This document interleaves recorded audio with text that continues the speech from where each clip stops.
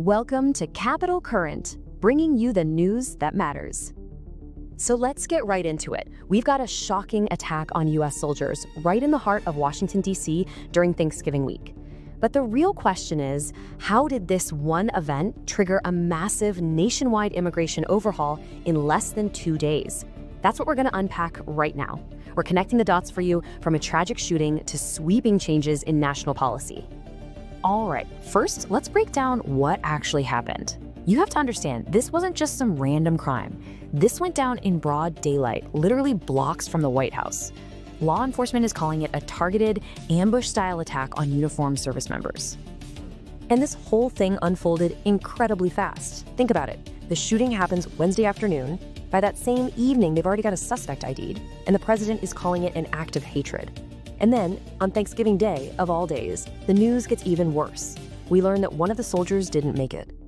And we have to talk about the soldiers who were targeted. They were both from the West Virginia National Guard. Army Specialist Sarah Beckstrom, just 20 years old, she had only enlisted last year. She was killed. Her fellow soldier, Staff Sergeant Andrew Wolfe, who's 24, is still in critical condition.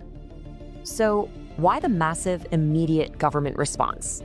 Well, to get that, you have to look at who the accused shooter is, because this is the detail that took this from a tragic local crime story and exploded it into a full-blown national security crisis. Okay, so the suspect is an Afghan national named Rahmanullah Lakanwal.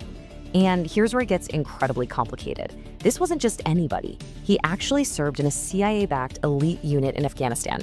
He came to the US back in 2021 under Operation Allies Welcome, a Biden-era program. And get this, his asylum was just officially granted this past April, under the Trump administration. Now investigators are digging deep into whether this was an act of terrorism. And the official reaction? It was immediate and blunt. This quote from Janine Pirro, the U.S. Attorney for D.C., really says it all. It shows you exactly where the conversation in Washington went right away, straight to the vetting process for anyone coming into the country. And let me tell you, that concern wasn't just talk. It turned into action, fast. In less than 48 hours after the shooting, the White House started rolling out some absolutely major changes to immigration policy. The very first domino to fall was a big one, an immediate and, indefinite halt to processing all immigration requests from Afghan nationals. That move instantly freezes thousands of applications, many from people who actually worked alongside U.S. forces and have been waiting to get here. But they didn't stop there. Not even close. From that first step, the response just kept getting broader. They ordered a review of all asylum cases approved during the Biden administration. Then, a full-scale, rigorous re-examination of green cards from 19 different countries. Oh, and they're also sending 500 more National Guard troops to D.C. And take a look at this. This is just a sample of the 19 countries they're talking about. You can see right away this review is casting a really wide net. It goes way beyond Afghanistan and could impact permanent residents from all over the world. And then came the bombshell. The administration announced it plans to, and I'm quoting here, permanently pause migration from all third world countries.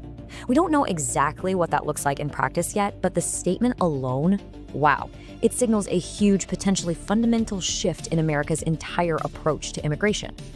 So, as you can probably guess, these lightning-fast, sweeping changes have just ignited an incredibly intense national debate.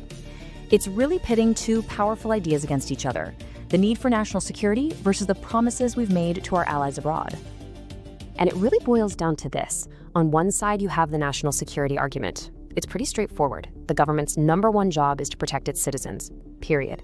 And if there are flaws in the vetting system, they have to be fixed, no matter what. But on the other side, you've got groups, especially veterans organizations, saying, wait a minute.